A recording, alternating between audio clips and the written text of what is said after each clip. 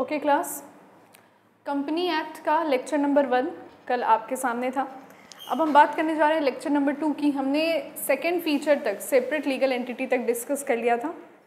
अब हम बढ़ते हैं कंपनी के तीसरे से लेकर 11वें फीचर के बारे में।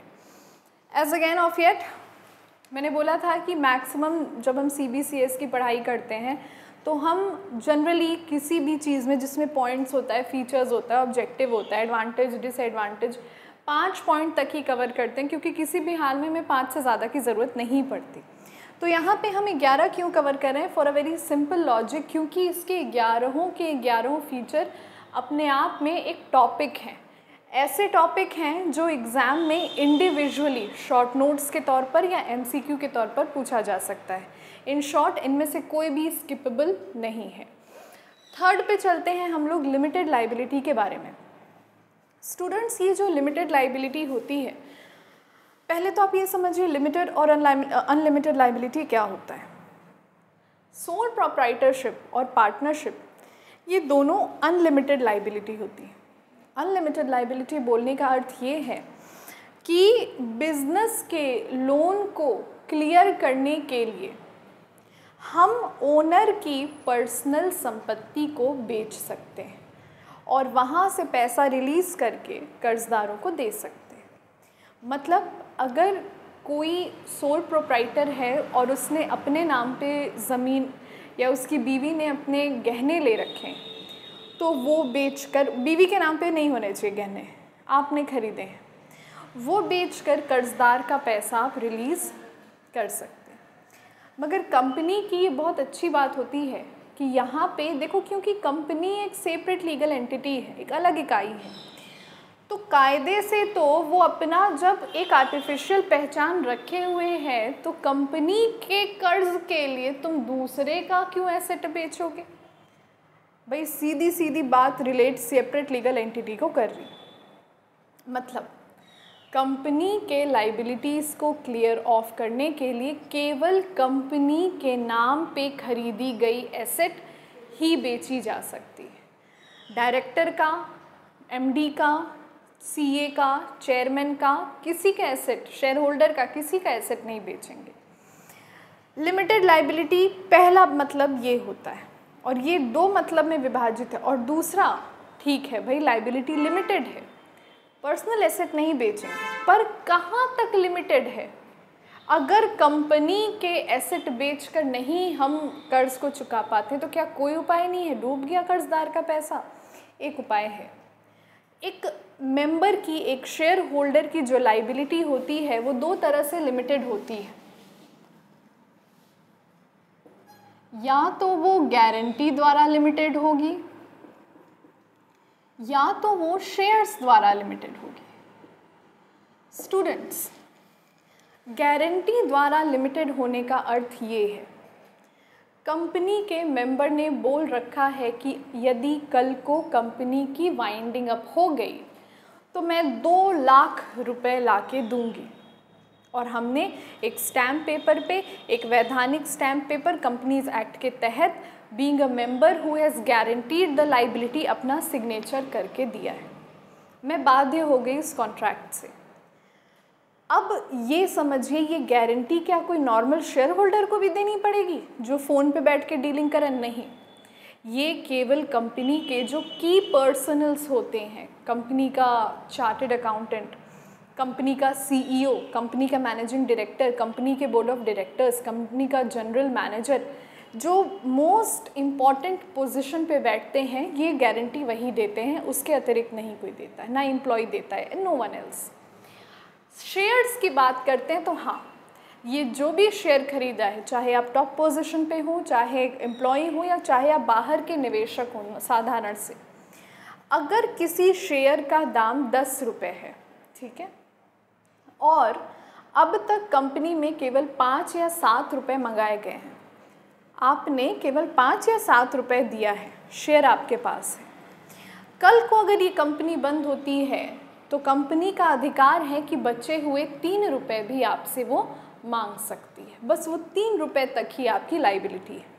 अगर 100 शेयर लिए हो और हर शेयर का दाम 10 रुपये, तो 1000, तुमने केवल 700 का पेमेंट अब तक किया है, कंपनी ने कॉल 700 किया था तो तुमने 700 पे किया, तो ये जो 300 बचा है ये कंपनी वाइंडिंग अप के टाइम पे मंगा सकती है, ठीक है। अनपेड अमाउंट तक वो होता है।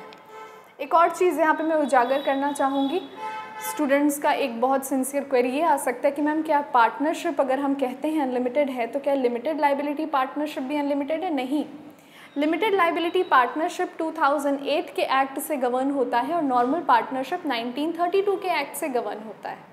In short, limited liability partnership में भी ये जो फीचर है लाइबिलिटी का ये लिमिटेड होता है, ना कि साधारण पार्टनरशिप की तरह अनलिमिटेड होता है। Is that okay? Moving on, separate property की बात करते हैं।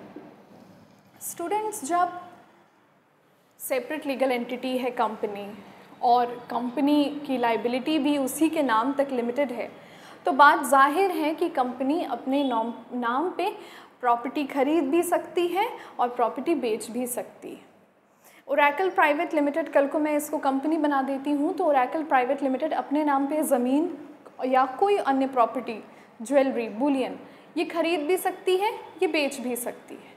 उसमें डॉक्टर साक्षी महादेव के इन्वॉल्व होने का कोई तुक नहीं बैठता है, until and unless required. Perpetual succession, perpetual succession का मतलब है शाश्वत उत्तराधिकार। शाश्वत उत्तराधिकार बोलने का ये अर्थ है, परपेचुअल सक्सेशन बोलने का अर्थ ये होता है कि एक एग्जाम्पल मैंने कल के लेक्चर में लिया था कि मानो अगर कंपनी के 6-7 मेंबर्स हैं, एक बस से ट्रैवल कर रहे हैं और बस दुर्घटनाग्रस्त हो जाती है, उनमें से कोई नहीं बचता है, तो क्या ऐसे में कंपनी बंद हो जाएगी? बिल्कुल नहीं, कंपनी निरंतर चलती रहेगी। एक बहुत बड़े जज का वर्डिक्ट था जिसमें उन्होंने कहा था मेंबर्स में कम, मेंबर्स में go, but the company goes on forever. मतलब कंपनी का अपना एक प्रोसीजर होता है वाइंडिंग अप का, और जब तक वो प्रोसीजर नहीं परफॉर्म होता है company will be assumed to go on and on, going concern के कंसेप्ट से चलती रहती है। Transferability of shares. स्टूडेंट्स, जो कंपनी एक्ट है आपका और आपने नोट्स जो लिखा था उसमें आप देखेंगे सेक्शन 56, देखिए सेक्शन है, ग्रीन पेन से लिखना है इसको। कंपनीज एक्ट का सेक्शन 56 कहता है कि जो शेयर्स होते हैं ये फ्रीली ट्रांसफरेबल होते हैं, पब्लिक कंपनी में भी, प्राइवेट कंपनी में भी। पर सबसे इम्पॉर्टेंट बात, पब्लिक कंपनी में फ्रीली ट्रांसफरेबल होते हैं और प्राइवेट कंपनी में subject to certain restrictions they are transferable. Is that okay? ये बात किस में कही गई है? ये बात कही गई है सेक्शन 56 में। और एक और चीज़ आपको समझना है, जो आपने नोट्स लिखा था उसमें है सेक्शन 44 है जो कंपनीज एक्ट का। I would like to read out your notes, जो नोट्स आपने लिखा है। सेक्शन 44 जो है कंपनीज एक्ट का, वो कहता है it recognises the right of transferability of shares and provides that the share or any other interest of any member shall be a movable property transferable in the manner as authorized by the articles of the company. Section 56 ये कहता है कि shares transferable हैं और section 44 ये कहता है कि शेयर्स किस तरह से ट्रांसफरेबल हैं, और इसमें हम कंपनी के आर्टिकल ऑफ एसोसिएशन को ही कंसर्न में लेते हैं। कॉमन सील पे चलते हैं। कॉमन सील को पढ़ाने से पहले, कॉमन सील को समझाने से पहले एक चीज़ again I would like to highlight कि कंपनीज अमेंडमेंट एक्ट आया स्टूडेंट्स, कंपनीज अमेंडमेंट एक्ट आया किस साल में आया? 2015। जो कंपनीज अमेंडमेंट एक्ट आया है 2015 में, उस अमेंडमेंट एक्ट ने, इस अमेंडमेंट एक्ट का 2015 में अमेंडमेंट आया है कंपनीज एक्ट का, वो कहता है कि अब कॉमन सील मैंडेटरी नहीं है। मतलब कॉमन सील का होना वैधानिक नहीं है, बहुत ज़रूरी नहीं है। देखो अब हो गया ना, डिजिटल सिग्नेचर का ज़माना हो गया। पहले वो मोहर ही होता था, पहले digital signature was not there and even if it was there it was not very famous. So therefore common seal was important, but अब डिजिटल सिग्नेचर है, लोगों का आधार कार्ड नंबर है, पैन कार्ड नंबर है, सबके पास भारतीय निवासी होने का एक प्रमाण पत्र है आधार कार्ड और pan card, and everyone should have it, everyone must have it. Aadhaar card तो होना ही होना है, छोटे बच्चों का तक बन जाता है। तो इस वजह से कंपनी का जो एक्ट है वो कहता है कि ठीक है, हमारे पास डायरेक्टर्स के आधार कार्ड नंबर है, डायरेक्टर कहीं भागेगा नहीं।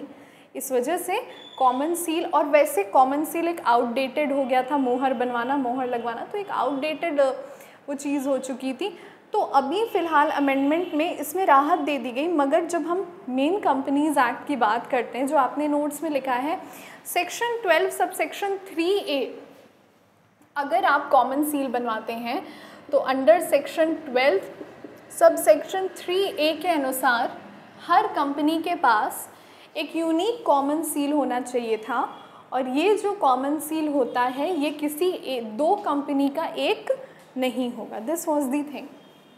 सेपरेट मैनेजमेंट पे बढ़ते हैं स्टूडेंट्स। तो इसका ये अर्थ है कि ओनरशिप और मैनेजमेंट में डिफरेंस हो सकता है। हो सकता है हम कंपनी के ओनर हैं, पर मैनेजमेंट के लिए हम दूसरे बंदों को अपॉइंट कर सकते हैं। ये कंपनी के लार्ज स्केल होने पे डिपेंड करता है। अगर मेरी प्राइवेट सी कंपनी है तो मैं ओनर भी हूँ, मैनेज भी कर सकती हूँ, but if it's a large scale company then definitely I need a team of experts to manage the affairs of the company.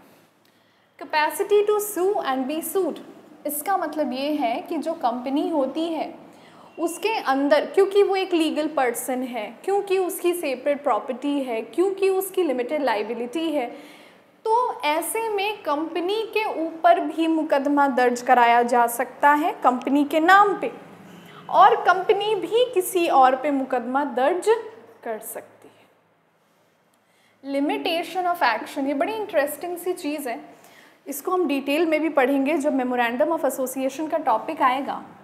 Students class 12th में आपने पढ़ रखा था important documents for incorporation of a company, तो वहाँ पे आप पढ़ते थे मेमोरेंडम ऑफ एसोसिएशन के बारे में। देखिए, मेमोरेंडम ऑफ एसोसिएशन एक कंपनी का जो होता है ना, आई कार्ड होता है। क्या अपने कॉलेज में बिना आई कार्ड के तुम्हें एंट्री मिलेगी? नहीं मिलेगी। उसी तरह मेमोरेंडम ऑफ एसोसिएशन के बिना कंपनी को कंपनीज एक्ट में एंट्री नहीं मिलेगी। इस मेमोरेंडम ऑफ एसोसिएशन में 6 क्लॉज होते हैं। वो क्या होते हैं, जब मेमोरेंडम ऑफ एसोसिएशन आएगा हम बड़े अच्छे से पढ़ेंगे, पर फिलहाल जिससे आपको मतलब है वही पढ़िए। Objects clause. Students, object clause एक मेमोरेंडम ऑफ एसोसिएशन का इस चीज़ को निर्धारित करता है, जो आउटसाइडर्स हैं, जो गवर्नमेंट है, जो रजिस्ट्रार को इस चीज़ को व्यक्त करता है कि इस कंपनी का ऑब्जेक्टिव क्या क्या है, ये कंपनी क्या क्या अचीव करना चाहती है, कंपनी दिमाग में कौन से लक्ष्य को प्राप्त करने के लिए रख के बनाई गई है।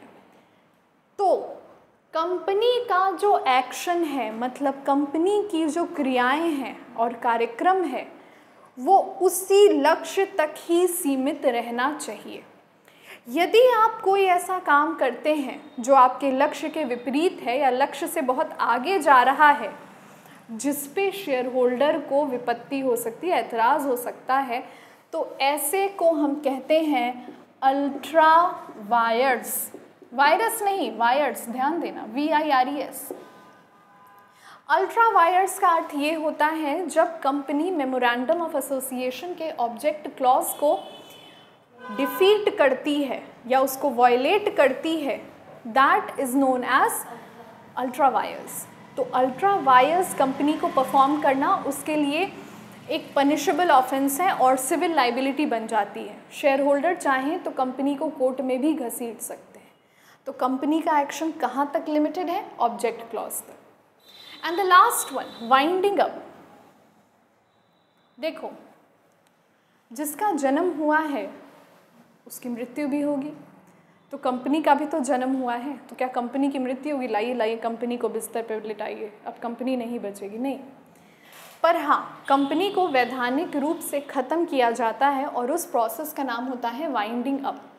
वाइंडिंग अप का अगर हम लिटरल मतलब समझते हैं तो मतलब होता है, जो कहते हैं ना बोरिया बिस्तरा उठाना, वो होता है इसका वाइंडिंग अप का लिटरल मतलब। वाइंडिंग अप में कंपनी बंद होने से पहले नोटिस देती है, कई बार नोटिस देती है, उसके बाद अपने सारे एसेट्स को बेच के अपनी लाइबिलिटी को पे ऑफ करती है, और जिनकी लिमिटेड लाइबिलिटी होती है उनसे वो अमाउंट, गारंटी या शेयर, जो भी लाइबिलिटी है उसको रिसीव करती है। सारे कमिटमेंट्स को मैक्सिमम हद तक ख़त्म करने के बाद, अंतिम बैलेंस शीट बनाने के बाद, रजिस्ट्रार ऑफ कंपनी से एक परमिशन लेने के बाद वो कंपनी वाइंड अप हो जाती है, मतलब बंद हो जाती है। ये बहुत इंपॉर्टेंट टॉपिक था। अब इस चैप्टर का लेक्चर 2 का हम दूसरा बहुत इंपॉर्टेंट पॉइंट डिस्कस करने जा रहे हैं, कंपनी एज अ सिटीज़न। आप लोग बताओ, फीचर्स में कर दें या इसके लिए नया लेक्चर बना दें? नया लेक्चर बना दें?